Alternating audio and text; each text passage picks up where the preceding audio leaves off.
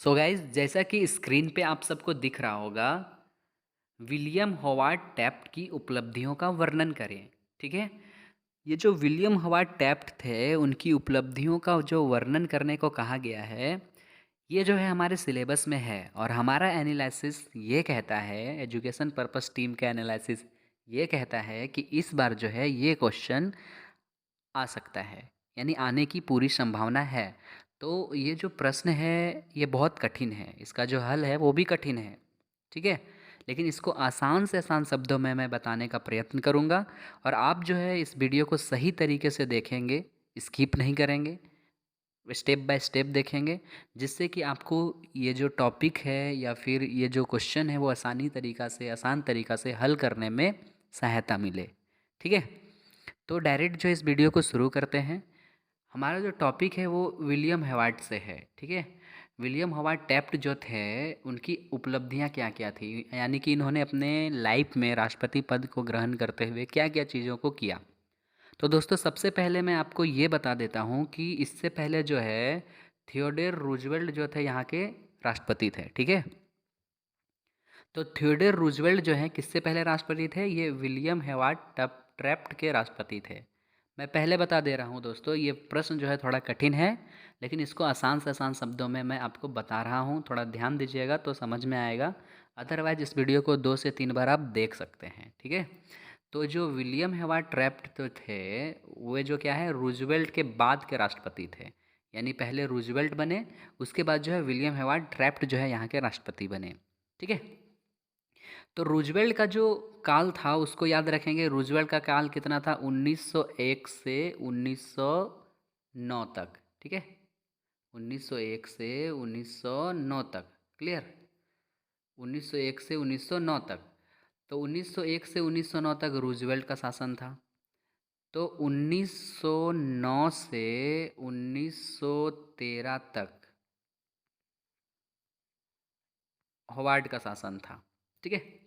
ये तो समझ में आ गया कि पहले थियोडोर रूजवेल्ट जो है यहाँ के राष्ट्रपति थे। अब आगे हमको क्या लिखना है, इसमें क्या समझना है, आगे चलते हैं। कि जब ये राष्ट्रपति थे तो अपने कार्यकाल में जो है इन्होंने 2 बार जो है इस कार्यकाल को संभाला। ठीक है। यानी कि ये 2 बार जो है अमेरिका के राष्ट्रपति पद पर बैठे। यानी 1909 में ये अमेरिका के राष्ट्रपति पद को क्या किए, पूरा किए।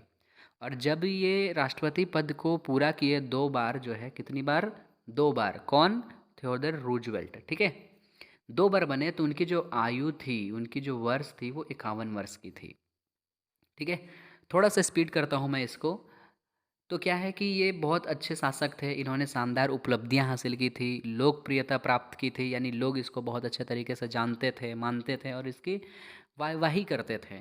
ठीक है। चूँकि जो है ये 2 बार राष्ट्रपति बन चुके थे, तो इन्होंने एक प्रॉमिस किया था 1904 में प्रॉमिस किया था कि ये जो है दोबारा राष्ट्रपति पद पर नहीं बैठेंगे। ठीक है। तो राष्ट्रपति पद पर तो नहीं बैठेंगे, लेकिन ये जो अच्छे अच्छे कार्य भी करते थे, लोगों की भलाई किया करते थे। तो इन्होंने ये सोचा कि आखिर 1908 का जो वोट होगा, जो मत होगा, मतदान होगा, उस पे कौन प्रत्याशी खड़ा होगा? मैं तो खड़ा नहीं होने वाला। ठीक है। तो ये क्या करते हैं, अपने ही पार्टी के रिपब्लिकन पार्टी के ही एक राष्ट्रपति को चुनने का काम करते हैं, जो योग्य व्यक्ति के रूप में हमारे सामने उभर कर सामने आए, ऐसा इनको लगता है।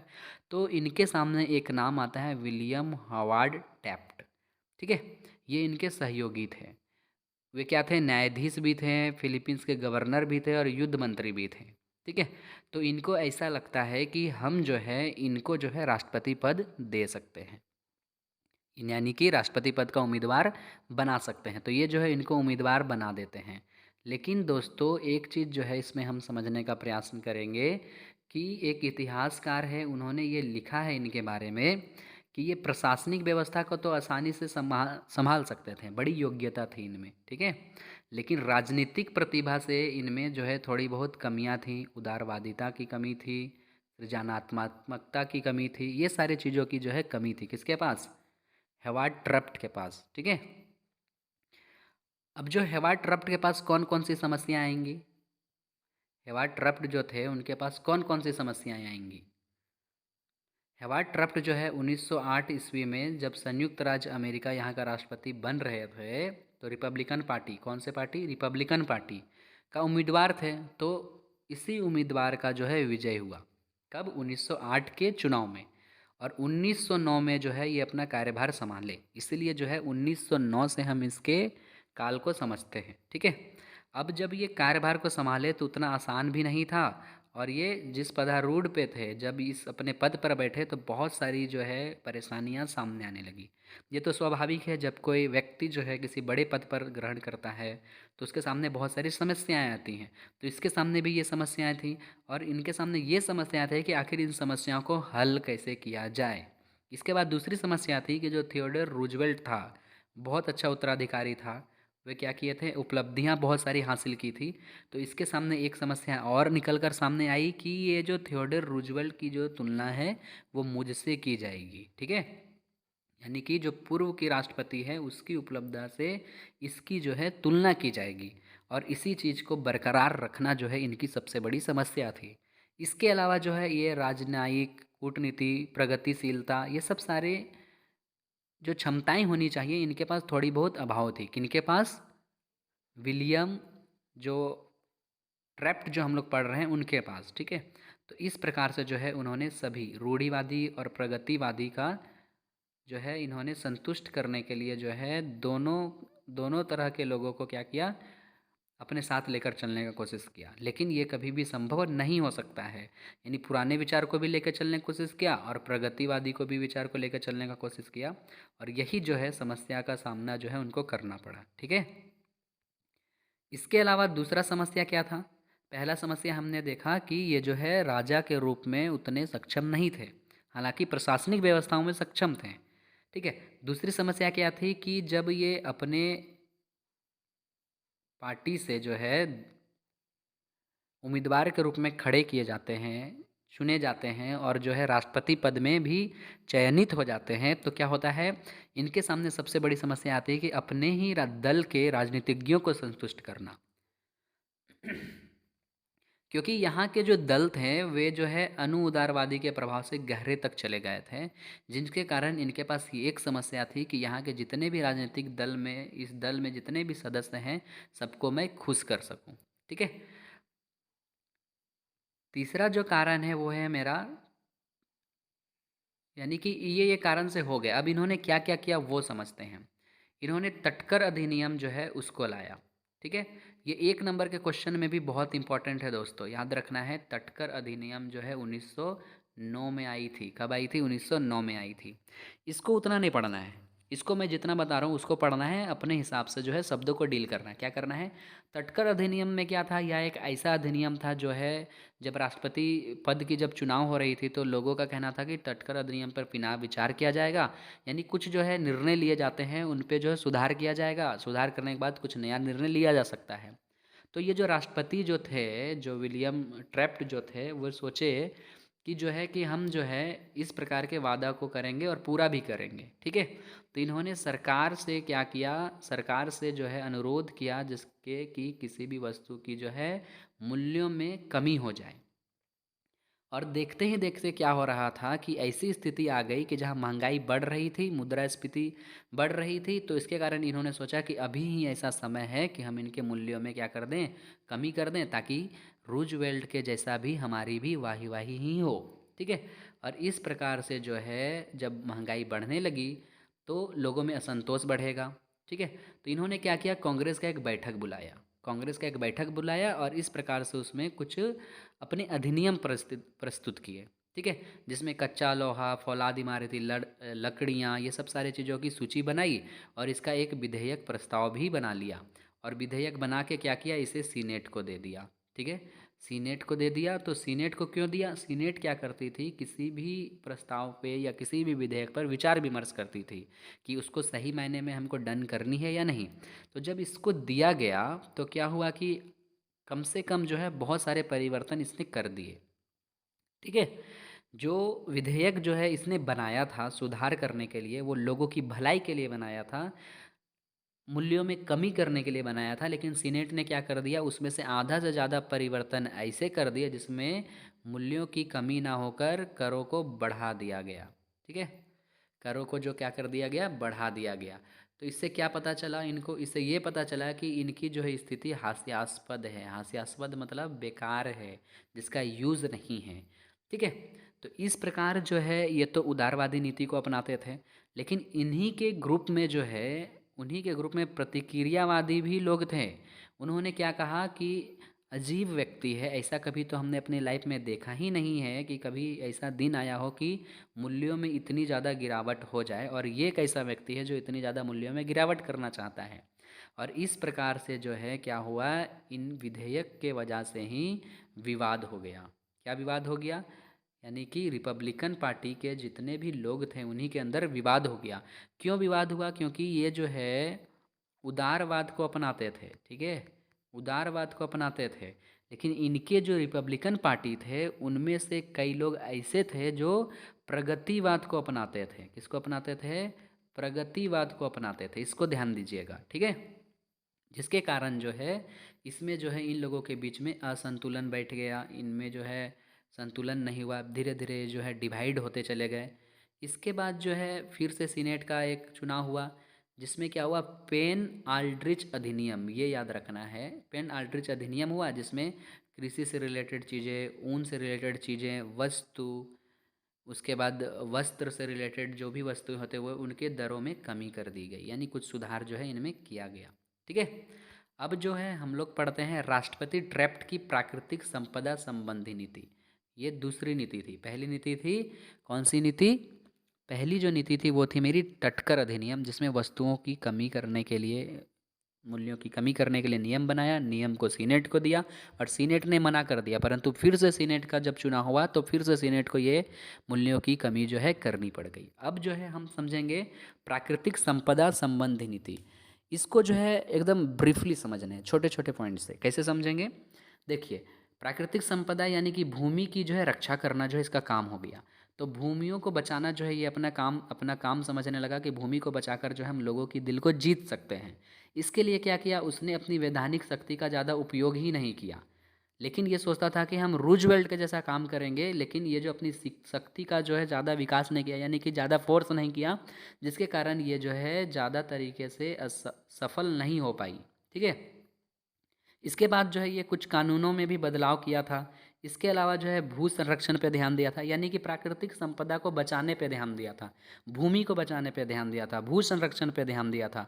और इस प्रकार से जो ध्यान दिया था तो इससे क्या हुआ, जो है वन संरक्षित भूमि जो है उसकी मात्रा को बढ़ा दिया, यानी कि ये जो है सरकारी तरीके से बहुत सारे भूमि को क्या कर दिया, वन्य संरक्षित भूमि जो है घोषित कर दिया, ताकि उसकी भूमि पे खरीद बिक्री के पे क्या किया जाए, रोक लगाया जाए। ठीक है। इसके अलावा जो क्या किया इन्होंने, खनिज पदार्थों का संरक्षण किया। जहाँ से खनिज पदार्थ निकलते थे, लोहा, कोयला, ये सब जो खनिज पदार्थ निकलते थे उनका संरक्षण, उनको बचाना शुरू किया। इनको बचाने के लिए क्या किया, इन्होंने एक कार्यालय बना दी। कार्यालय बना दी, और कार्यालय बनाने के बाद क्या किया, इसकी स्थापना करने के बाद इसका सबसे बड़ा काम था कि ऐसे स्थानों को निरीक्षण किया जाए, ऐसे स्थानों को ढूंढा जाए जहाँ से हमें खनिज जो है प्राप्त होती है, और इन खनिजों का इस्तेमाल जो है सरकार करेगी, ना कि यहाँ के लोग करेंगे। ठीक है। इस प्रकार से जो है उन्होंने प्राकृतिक जो है तरीके से सूचियाँ तैयार की कि यहाँ की संपदा पर जो है सरकार का डायरेक्ट अधिकार होगा। इसके बाद जो इन्होंने क्या किया, भूमि से जो भी चीज़ें प्राप्त होती थीं, ठीक है, उनको क्या कर दिया, उनका अधिकार अपने में शामिल कर लिया। ठीक है। भूमि संबंधी अधिकार को जो है थोड़ा सा नवीन तरीके से शुरू कर दिया, नए तरीके से कर दिया। इसके अलावा जो खनिज पदार्थ जो थे जहाँ पाए जाते हैं वैसे क्षेत्र को क्या कर दिया गया, सार्वजनिक ना करके पट्टे पर दिया जाने लगा। ठीक है। इसके और सारे कार्य थे, जैसे महत्वपूर्ण कार्य में जो है कुछ कुछ कार्यों को हम याद रखेंगे, डिस्क्राइब खुद से करेंगे। महत्वपूर्ण कार्य में जो है हम लोग कुछ कुछ चीज़ों को क्या करेंगे, ध्यान में रखेंगे। क्या है, जैसे पोस्टल कार्य जो है, इन्होंने पोस्ट ऑफिस के जो कार्य हैं वो, बैंकिंग के जो कार्य हैं वो, वाणिज्य विभाग, श्रमिक विभाग, ये सब की सारे चीज़ों की क्या करने लगे, ध्यान देने लगे। इसके अलावा जो है जैसे जहाँ सिविल सेवा जो चीज़ें थी उसको पारदर्शी बनाया। ठीक है, पारदर्शी बनाया ताकि जो है इसमें किसी भी प्रकार से जो है राजनीतिक हस्तक्षेप ना हो, और सिविल सेवा में ऐसे ऐसे लोग आए जो योग्यता पर आधारित हों, यानी उनके पास अधिक से अधिक योग्यता होगी, तो उन्हीं व्यक्तियों को क्या किया जाएगा, सफलता की सीढ़ी पर चढ़ाया जाएगा। अदरवाइज इन्होंने क्या किया, ऐसे व्यक्तियों को निकालना शुरू किया जो सही मायने में सिविल सेवा या सिविल सीट पर जो है पदोन्नत पाने के लिए उपयोग या फिर योग्य नहीं थे। ठीक है, यानी कि इस प्रकार से जो है वो सुधार करने का काम किए। ठीक है, तो इससे क्या हुआ ना कि जो प्रगतिवाद था, ठीक है, जो प्रगतिवाद जो था प्रगतिवादी जो था इसके दल में, इससे तो फूट पैदा हो ही गया, क्योंकि ये क्या कर रहे थे, विकास ही विकास करना चाह रहे थे। लेकिन प्रगतिवादी क्या चाहता था, वो अपना विकास चाहता था, ना कि पूरे देश का विकास चाहता था। ठीक है, तो इससे क्या हो गया कि प्रगतिवादी ने क्या कर दिया, डेमोक्रेटिक पार्टी के साथ जो है डेमोक्रेटिक पार्टी के साथ जो है प्रगतिवादी पार्टियों ने क्या कर दिया, गठबंधन कर लिया। अब ये डेमोक्रेटिक पार्टी क्या थी, डेमोक्रेटिक पार्टी जो है रिपब्लिकन पार्टी की ही क्या थी, अपोजिशन पार्टी थी। परंतु इन लोगों ने क्या कर दिया, रिपब्लिकन पार्टी के प्रगतिवादी नीति को अपनाने वाले लोग इसके साथ गठबंधन कर लिए। अब इसके साथ गठबंधन कर लेंगे तो क्या होगा, रिपब्लिकन पार्टी में ही मतभेद चलेगा। क्यों चलेगा, कुछ लोग इसके ध्येय को मानेंगे, कुछ लोग डेमोक्रेटिक ध्येय को मानेंगे, जिसके कारण क्या हो जाएगा, इनमें जो है आपसी मतभेद हो जाएगा, फूट पैदा हो जाएगा।